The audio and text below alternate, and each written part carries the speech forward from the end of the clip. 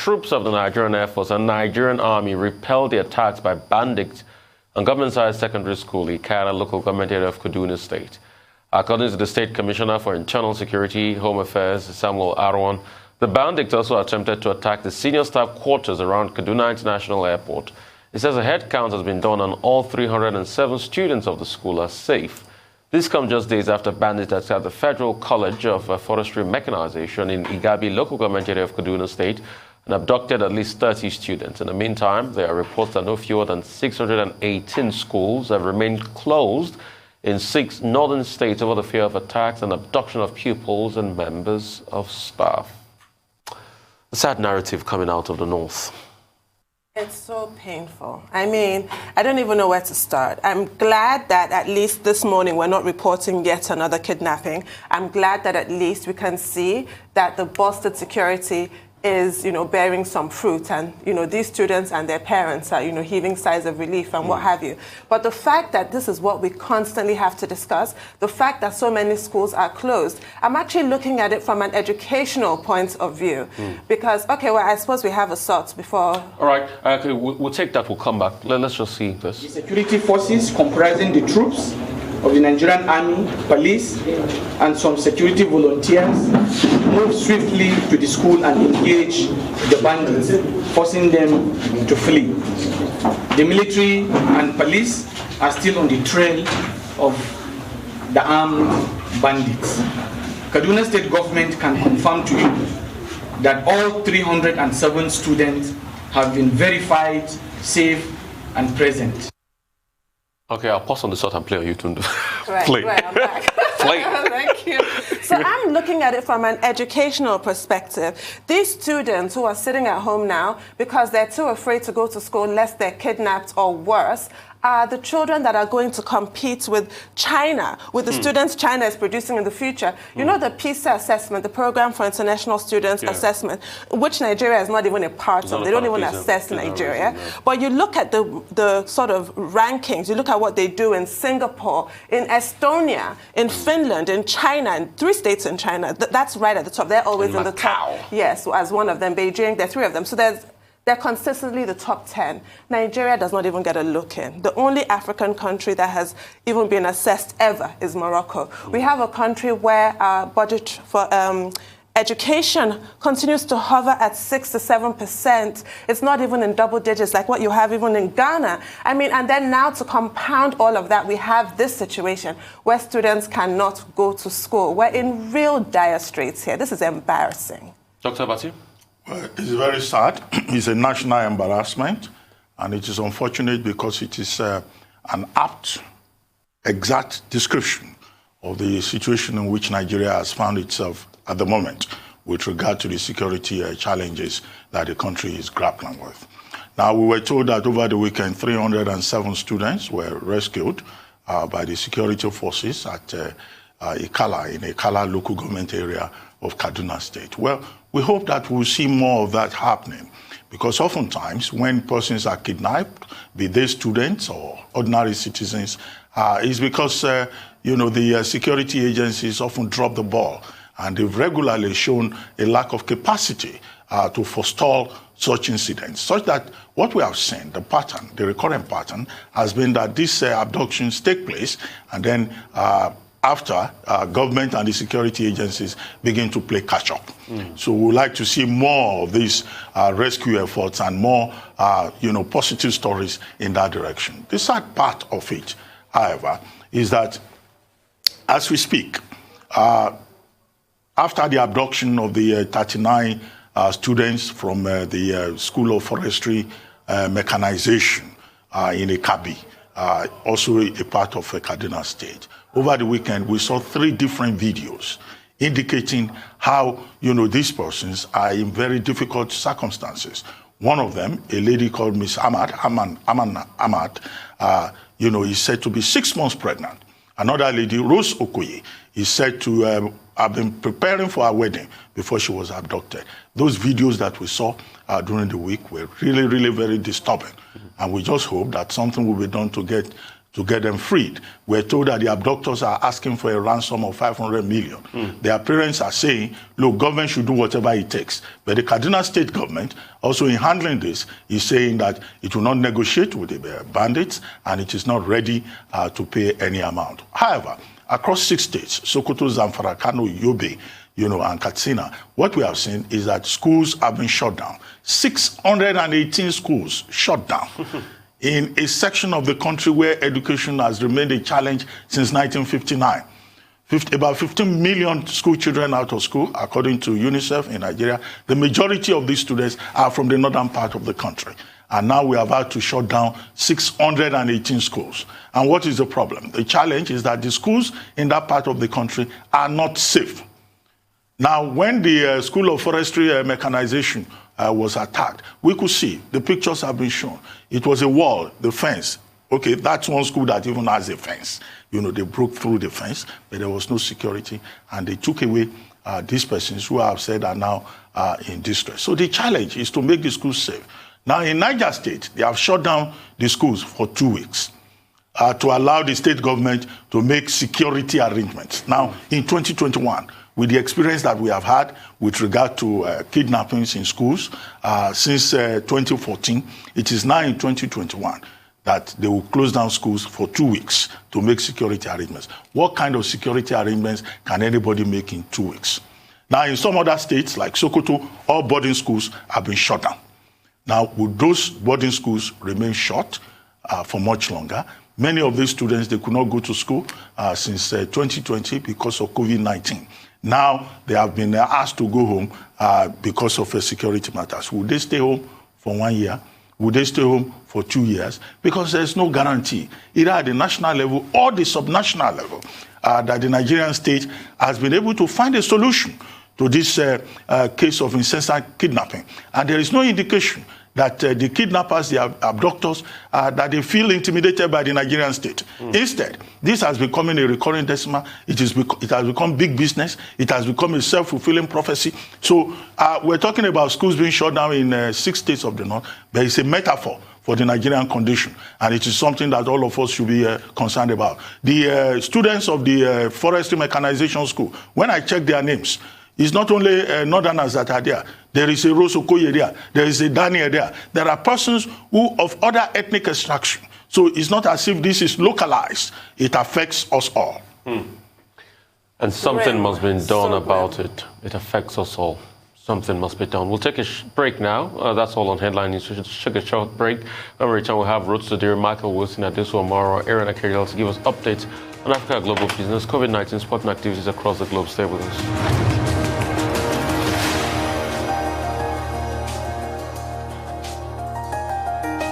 All right, welcome back to the morning show right here in the Rise News channel. Let's go to our dependable Ruth Sudhir to give us a business update. Over to you, Ruth. How are you? Good morning. I'm fine, thank you. Good morning, Rufai. Good morning, Sundu. Good morning, Doctor. Good morning to our viewers. We kick off with debts. The Debt Management Office was part of a budget seminar put together by the SEC last week. I think it was on Thursday or Friday.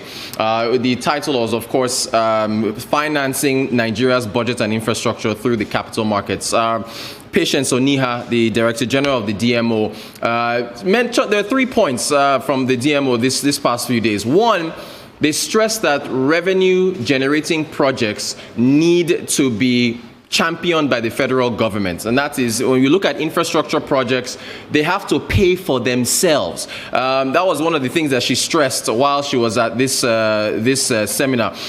The second thing that she talked about, which was very interesting, is alarming actually, is that sukuk bonds. The federal government apparently is still servicing sukuk debt. Now, sukuk bonds are different from regular bonds. Regular bonds are IOUs. They are debt obligations. With sukuk bonds, the holder of a sukuk debt is actually supposed to be collecting on income on projects that the Sukuk is servicing. So that's the difference, because Sukuk bonds are ethical investments that are not supposed to be paying interest.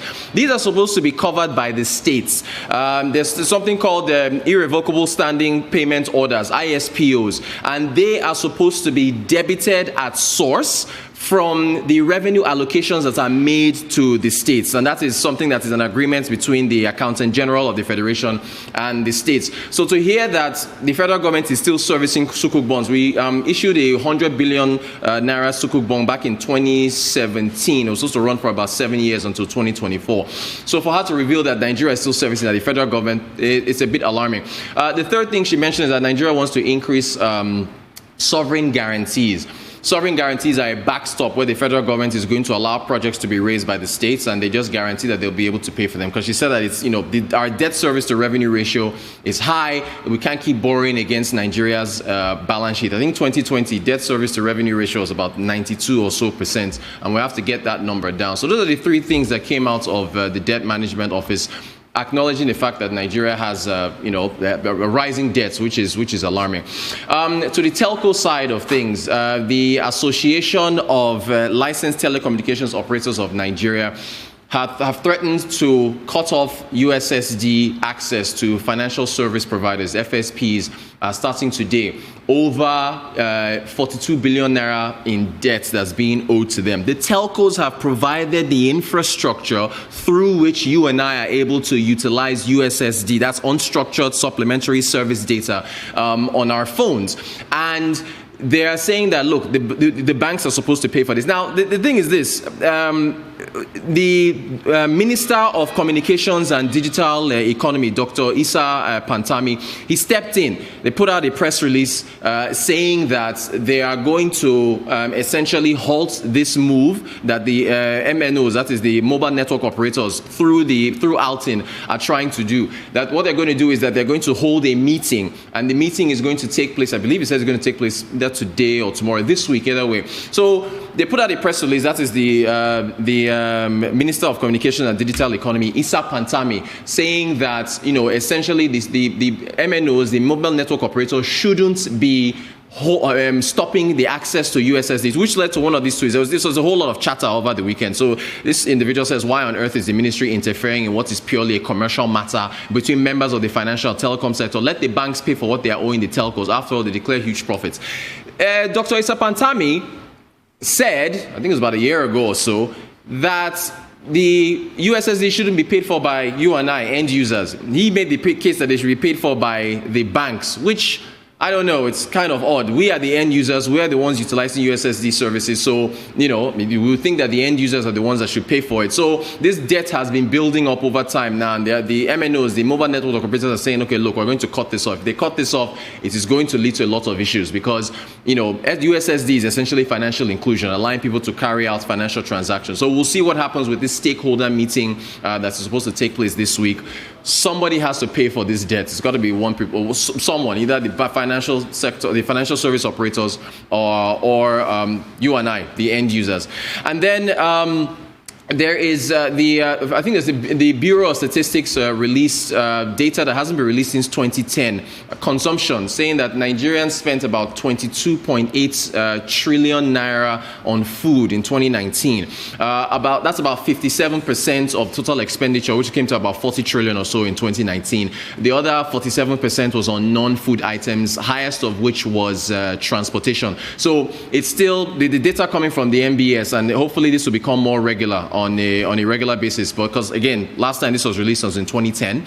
It shows that food and transportation are still the bulk of what Nigerians pay for, which now you now see where food inflation is at. It is a really, really emergency here that we get these food prices down and also end insecurity so we can get more food supplied to Nigerians.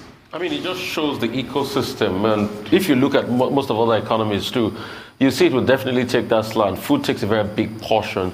In fact, there's another data that's talking about the fact that food takes a sizable portion, I think well over 50% of, the household income goes to food. And especially during the lockdown where a lot of people had to stay at home, that's what they did. They ate more. Transportation too is another one. It just shows you the increment, in the price of petrol over the years consequently, and probably when we look at the international dynamics, if they say we are not subsidizing, further increases in the future will just show that that price of transportation definitely will move up one more notch. But I want to talk about USSD. Aren't we paying for it already? I think there's a particular bank that collects 20 naira per USSD transaction. So how are the banks remitting the money across the board? Because you see, you have to pay for it one way or the other. Even if you use your bank app, you pay in the software use. Yeah.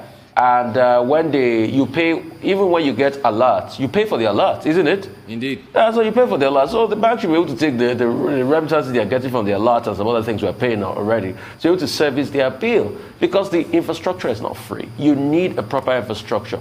You see, I think maybe because tech is not visible, it's not tangible. A lot of people think it's free.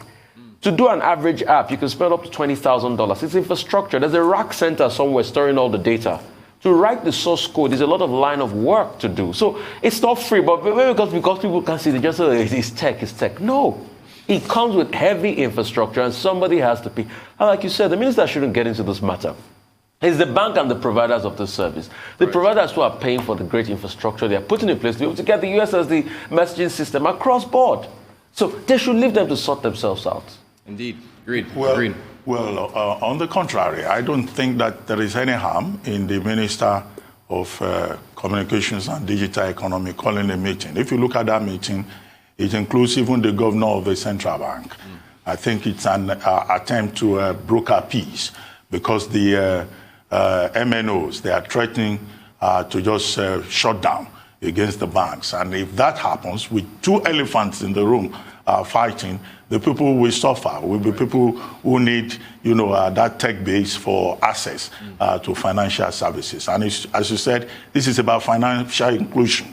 And there is policy involved. You recall that last year, the NCC came up with something they call determination of USSD. Right. That was when they came up with that policy that end users should not pay. In fact, when I saw a list of attendance at the meeting proposed for today, I looked at it and I said, perhaps, maybe the Consumer Protection Council should have been part of it, right, so that the interests of the end user can be protected. Otherwise, as it often happens in Nigeria, you see some of the banks will just shift the burden to the consumer, and there should be somebody in the room to speak up and make sure that whatever is agreed is in the best interest of consumers of the service. Because they're saying that whatever happens hereafter will be based on the outcome of the meeting that has been put together for today. So that glaring omission was my only criticism. What you've just said, Dr. Abati, is what I actually agree with Dr. Abati wholeheartedly. I don't see it as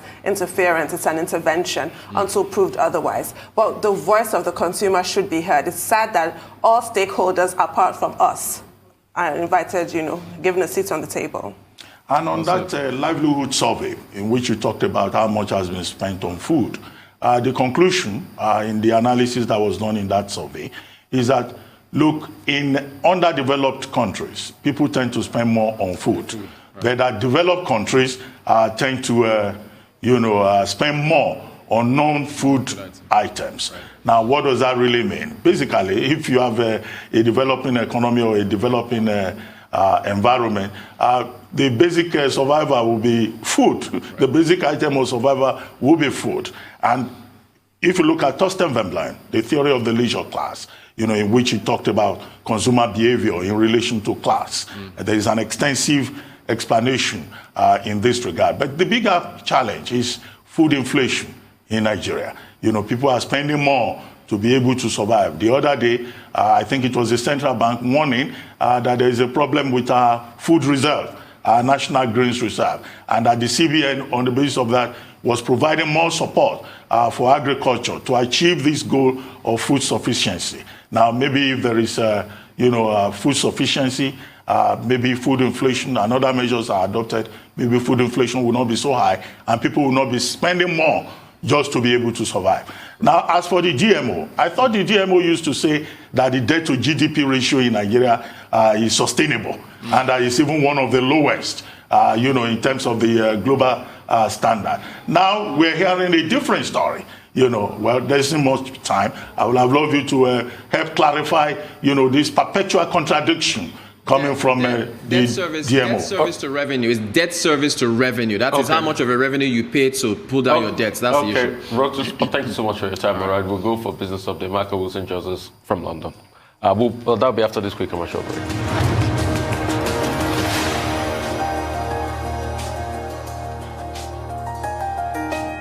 All right, moving on to business update. Michael Wilson Joseph now from London. Michael, great to have you. Good morning. Good morning. Yes, inflation concerns. We were talking about those last week. They rose up really again on Friday as far as the US markets are concerned. And it's sort of carried over into Asia this morning, rotation into the cyclicals, you know, the non-tech stocks and so on. That's continued. So Dow Jones higher, NASDAQ down, S&P somewhere in the middle. When will the taper tantrum be tamed? That'll be the headline, won't it? When people stop worrying about long-term interest rates. But is it going to be in 1 year's time, 2 years' time, 3 years' time when people start to tackle inflation? Who knows? Anyway, so equity markets in Asia, therefore, apart from mainland China, they didn't really know which way to go this morning, so they've vacillated either side. Relatively dovish comments from US Treasury Secretary Janet Yellen over the weekend. Key economic data in China, you will read their industrial production surged ahead, 35% up. But you should remember that it was very, very low from a year ago. It's a year-on-year figure. And this is going to be the problem of reading kind of numbers out of the pandemic now, because the rise up will appear massive, but it's only because it went actually so low. And to be absolutely honest, all those China, all that Chinese data, including retail sales and unemployment and fixed asset management, just really contributed towards muddying the waters. So it was very, very fixed. The markets didn't really get much to guide them. Nikkei's up about 1/3%, but Shanghai will end up, or has ended up, about 0.5% higher. That's about it, as has Hong Kong. But again, nothing really to do it. Now, Xiaomi shares up about 1/10. The US court has actually issued a reprieve for the smartphone makers. Trump imposed restrictions on American investment in it.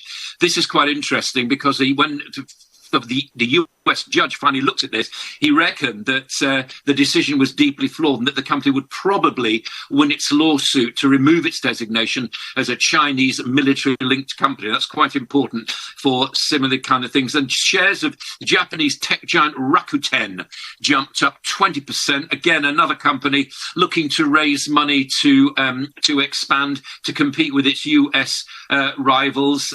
We need more capital for growth. Well, doesn't everybody? That's what they're saying now. Let's talk about the UK. Virgin Atlantic, a lot of chatter that it's finalising a fresh £160 million support package from shareholders in creditors, including, as I understand it, Sir Richard Branson. Latest package comes 6 months after a 1.2 rescue deal was actually completed following talks about a government bailout. Sir Richard Branson's Virgin owns 100 million. British Airways is also planning to make it easier for passengers to prove they're safe to travel once they've been vaccinated. It's understood that what they're doing is they're going to start a smartphone app, which will prove it'll be like a digital health pass, really. And that's something that IAG, which is its owner, has been calling for some time. And on the subject of airlines, Singapore, I know it's not specifically UK linked, but it's into the international airlines arena. They're going to start, apparently, an air bubble with Australia. That will be quite significant as well. So international borders have, as you know, have lastly remained shut, but both countries appear to be trying to get that under control. Now, staying with the UK then, back to that, Amazon is going to start apparently registering its Amazon pharmacy on the high street here. It's actually done quite well as an online delivery service in the United States. The prospect of it moving into the pharmacy sector has met a lot of Main Street chemists here with a lot of dismay. Walgreens, the owner of Boots, CVS Health and so on in the United States are worried about it, and they'll be worrying about it more here. Walgreens share price down 11 pence as a result of that. A global poll of UK manufacturers and service providers, and also internationally too. 68% of them say that business is going to get better in the UK once it's started to throw off the pandemic shackles. Separately, manufacturing trade body Made UK said today it was revising up its 2021 growth from 3.9 from 2.7%. So that all looks rather good. As far as commodities are concerned, oil has been reversing some of its losses, both contracts easing very, very slightly, but we don't know. I mean, it may be that some kind of relief in the oil prices gradually. I'm looking at $65 a barrel for WTI, Brent at 69 as we speak at the moment. Gold as well. Now, here's the thing. Gold's always been like a safe haven thing, been a big inflation hedge. Is it finally bottoming out? Is it finding favour at last? Well, it possibly is. That might be quite good for gold bugs. But again, traditionally seen as a source, a holding place of value too. Week ahead, juicy figures this morning, and juicy figures coming up this week. Not just the Chinese ones, but we've got US retail sales tomorrow.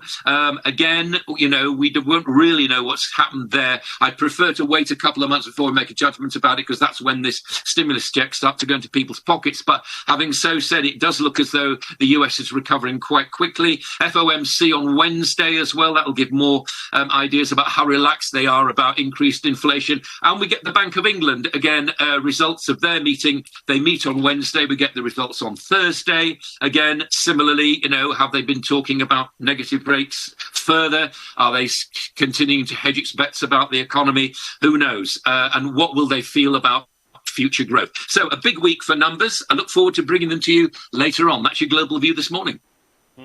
All right, amazing times. I'm really excited that Rakuten is making money. Rakuten should be about the second or third biggest e-commerce site in the world, apart from the big boys like Amazon. But the question is, where are they expanding to? Have they looked at the new emerging frontier, which is Africa? Because a lot of people don't know Rakuten in Africa, and Rakuten is doing quite well in e-commerce. And it's not yet in Africa. And secondly, I want to talk about, the airline industry. What will be the rebound like, because a lot of people, and leading up to the fact that something happened on Friday in America, they had one of the highest, travel numbers. Does it mean that there's going to be a quick rebound for the airline sector, and that is panning out well, and the economy will pretty much stabilize with the airlines? And this recovery or growth or whatever you call it is going to come out of the UK. There's a lot of optimism, but you see, I'm cautiously optimistic because I don't see the path to it. I don't see the path to the growth or the recovery, they call it. But a lot of people are optimistic. It's going to grow. The UK is going to grow. It's going to grow. It's going to grow. But I don't see the path to the growth.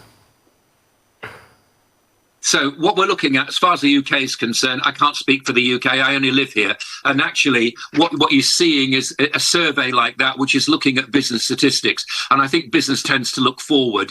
Growth, I think, will come. But I think that the airline one is perhaps the most important one. Most of the big airlines don't see growth or getting back to pre-pandemic levels until 2022. So it's quite a year of consolidation. Will people travel? I suspect they probably will, yes. I think a lot of business people will want to travel internationally. I think a lot of tourism will start to grow again. I mean, I was reading over the weekend that Israel fancies itself as a holiday destination, but they're optimistic in the short term there, but they're very pessimistic long term, because what they say is Greece and Spain and the rest of the European tourist destinations, like France, for example, will come roaring back. Now, if they do, and I'm going to see more and more air bubbles happening as well, I feel as though some growth will come. I am, like you, cautiously optimistic about these kind of things, but we really don't know. I mean, hope springs eternal, doesn't it, really? I mean, one's quite surprised about these kind of things. And finally, you point quite rightly towards Africa. I don't think people have explored Africa sufficiently with its huge entrepreneurial base, its huge appetite for pay systems, its huge appetite, because we look at it like this, that what Africa did successfully, not necessarily because it was intending to, it leapfrogged over all the fixed line stuff and went straight to digital. So there's a big future there. I would, absolutely. If it can get the corporate atmosphere and corporate surroundings and panorama in order, I think there's great potential there. If I were a tech company, I'd certainly be looking at Africa. Absolutely right. Well, Michael, I wanted you to comment a little bit more on China. You weren't so enthusiastic about what is going on with the strong industrial output, with the surge, over 33% surge in retail sales, maybe perhaps because of the holiday. But the data that the Chinese are putting out there even defied expectations. Some analysts are saying that the projection of 6% growth this year could even be much higher, even higher than about 8%. And I was going to ask you, what are the lessons that perhaps other economies can learn from how China has been able to bounce back in a very surprising manner? Or there is no point trying to take anything away from China's quick recovery? Not taking anything away. All I was doing was pointing out the fact, so just looking back at the figures here actually, that if you compare what's happening now with what in terms of growth from where it was, then industrial production of course looks massive, but it won't be like that. It's only because what you're comparing it with is an extremely low figure. So that's number one. Secondly, the actual investment in industrial assets wasn't up that much. So I was talking to Far East markets this morning, and they are saying that even though there's something quite positive coming out of there, then it is a mixed picture when you factor all the results in. If you want to have an economy like China, and we have to believe what they say, remember, they set these growth targets and they don't often fail to reach them. That says to me that something about those growth targets to start with. I mean, we reserve our suspicions about it. Is it completely transparent? No, it isn't. Is it an autocratic society? Yes, it is. If you want that kind of thing, then you can get rapid growth, but you have to depend on the rest of the world. The one thing holding China back is their baby policy, which will reduce the number of the working population as we get into the 2030s, 2040s, and therefore it won't manage to find its workforce that it's actually looking for at the moment. That's the crucial thing about China. It's demographic change. So they're doing well at the moment. They're doing relatively well at the moment, but the future, that could be a whole different question. All right. Oh, thank you. I think pretty much we all know doctored financial reports are one other thing too we can learn from China. I think the ray of hope for me would be Turkey, growing 6.9% amidst the pandemic, churning out a lot of PPE, for instance, to the UK, but China, a lot of doctored financial reports. But thanks for your time, Michael. It's fine. Really appreciate you. For update on COVID-19 pandemic, this one more joins us. That'll be after this quick commercial break.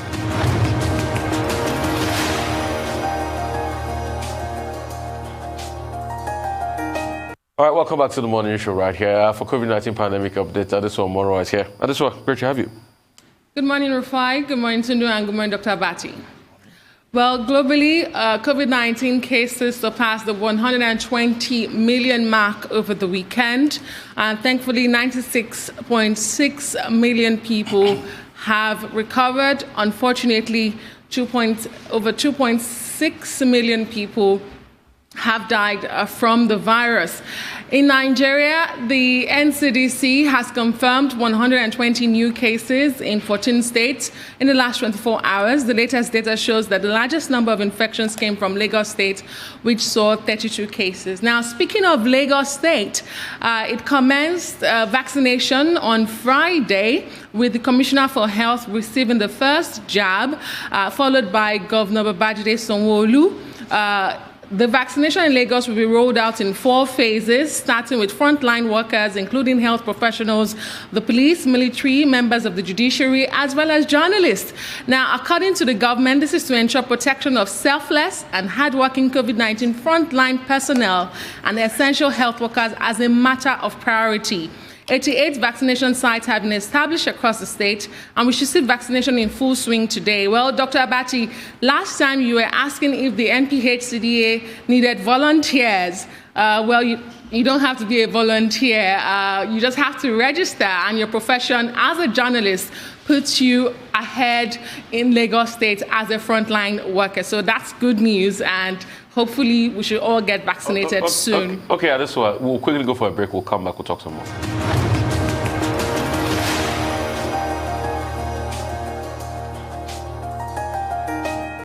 All right, welcome back. Adesuwa Moro, we're back to you now.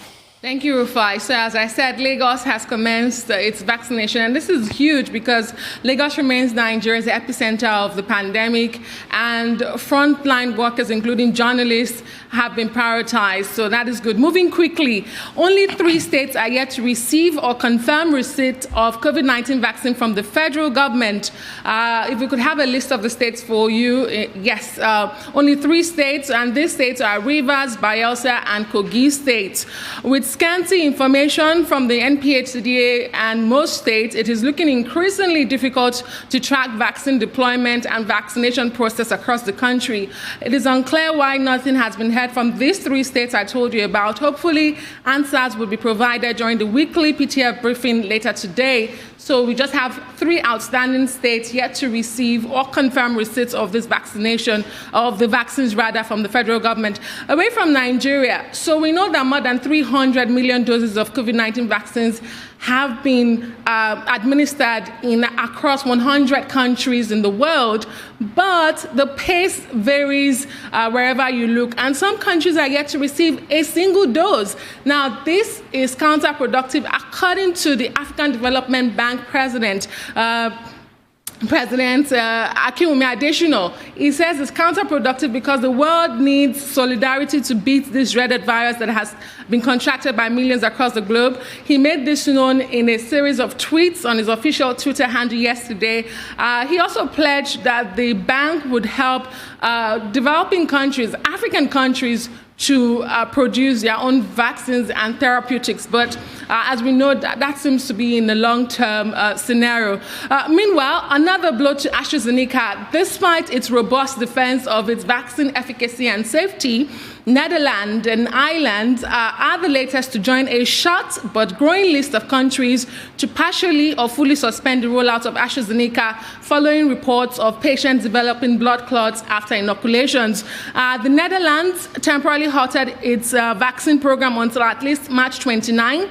Some of the countries you see on that list are also expected to reverse their decision at the same time or earlier. So we keep an eye on that. It's also a blow to the EU, which has had a sluggish, very slow start to its vaccination process, despite being a hub for vaccination production. Finally, the World Health Organization over the weekend approved the emergency listing of Johnson & Johnson vaccine, giving its seal of approval to expedite use, especially in countries with weaker regulatory agencies.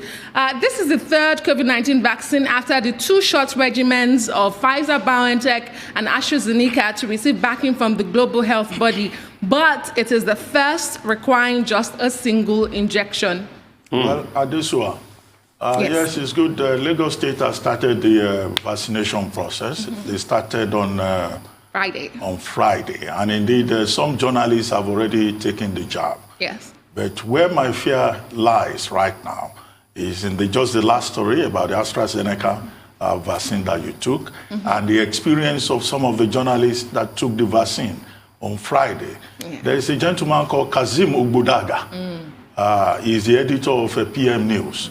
Now, he has published this very frightening piece in which he said after taking the vaccine, he went through a hellish experience. Body pains, sleeplessness, all kinds of, ailments that descended ferociously on him. And he thought he was in hell. In fact, I concluded the article that the piece that he was writing, which was an account of his experience, he was writing with every joint in his body, disturbing and aching as if he was in hell. Well, that's very frightening. When you place that beside the reports that you just gave now of about 10 countries in Europe, and India also saying it's taking another look at the AstraZeneca vaccine, Thailand suspending its immunization program that it was scheduled to start last week, and Ireland and other countries are saying they are taking this precautionary measure. Yes. So the question is, yes, the AstraZeneca vaccine is the vaccine we have in Nigeria, although we've been told that the one in Europe is not the same batch that we have here. ABV 5300 is the one that has been investigated. Well, maybe the Nigerian authorities, beyond just telling us that it is safe, should also consider taking precautionary steps. Maybe we need more investigation because even AstraZeneca is saying that they support any further investigation. The big question for the scientists is that, well, is there a causal link, or is this just a coincidence? So that is something that I've been thinking about. But you are right, journalists can fall into phase 1. But your good self, Rufai, Tundu, you people qualify under phase 1. Under phase 2, in terms of age bracket, I fall into that category. And maybe also phase 3. So you qualify on all age categories. Because it's even your age that you are giving now, Dr. Abati. Dr. Abati is I'm not trying to do an analysis. Yeah. It's not analysis. Yeah, right. He's looking for canaries in the coal mine. He wants us all to get jabbed and see how we fare before he goes ahead. It's his age limit that you are giving now, Dr. Abati. It's you that should be taking it now. Before us. As for the AFDB president, I mean, he's talking about global equity, he's talking about global solidarity, and that's the position, also of the WHO. But what is more important, in one sense, he used the metaphor of, protecting your own house when you are surrounded by raging fire, which is the same thing that others have said. Dr. Ngozi Okonjo-Iweala, who said nobody is safe until everyone is safe. So global solidarity, global equity, that is the way to go. But what is even more important about AFDB President Akinwumi Adesina is that under his leadership, the AFDB has earmarked about $10 billion to provide relief assistance, grants, particularly for African countries or member countries. And we've seen in South Africa, Zimbabwe, Sudan, Comoros, quite a number of countries that have been supported by the AFDB. The AFDB has also provided over $28.5 million to support the AU facility. So it's not just that he's just talking. He has provided support and necessary leadership. And congratulations to the AFDB. I think they won an award recently for being a very outstanding multilateral agency. But I want to go back. Okay. So if we're beginning to hear these reports about AstraZeneca, what is NAFDAC doing? Because NAFDAC now, like that journalist you told that wrote a piece, I would like to read this piece. NAFDAC should be able to call people that have had adverse reactions, and they should constantly follow up on them. Unfortunately, these reactions are not considered adverse drug reactions. These are actually common reactions you should expect from vaccination. But I think the problem, and I do agree with Dr. Bati as well, is beyond the authorities going beyond saying the vaccine is safe to actually inform people to be ready to, to be aware of these reactions when they do get the jab. What I think happened with that journalist was he wasn't aware that he was going to have such reactions. They may happen to anyone who takes the jab, but they are not considered adverse drug reactions. They are regular, common reactions you should expect. They're just normal expected reactions. A lot of pain for 3 days. Yes, fever-like symptoms, hellish experience, headaches. But at the same time, too, NAFDAC should put on its thinking caps now. NAFDAC should be able to get exit data from everybody that has collected the vaccine, should be able to follow them at least for the next 5-6 months, should be able to see if they had blood clot incident or any other incident that's been reported in any part of the world. That's what NAFDAC should be doing. NAFDAC should be working on its 2 feet right about now. In fact, NAFDAC should be taking exit blood samples from people that have taken this vaccine to be able to know, okay, was there any change? Was there this? Was there that? Because you see, there are 2 things about taking vaccine. The first one is taking the jab to inoculate yourself against disease. The second one is also getting good data to be able to improve upon the vaccine. And that's why I say, okay, that's the work Israel will do. We could get a lot of data from Israel, but NAFDAC too should be able to think of how it can generate its own. Because this is like another clinical trial all over again. People taking the vaccine and drugs in Nigeria, another clinical trial. So when we exhaust this 4 million, NAFDAC should be able to give us a report that, okay, after the 4 million taken, this was what we recorded. So it should be time they should be working now to be able to bring, that assurance to people again. Because the anti-vaxxer movement is growing. NPHCDA. Yeah. What did you say? Not just NAFDAC, but the NPHCDA. They are the primary agency. Yes, because take, for instance, this article Dr. Bati talked about. Do you know how many anti-vaxxers have read the article? But we have to go now. Thank you so much for your time at this one.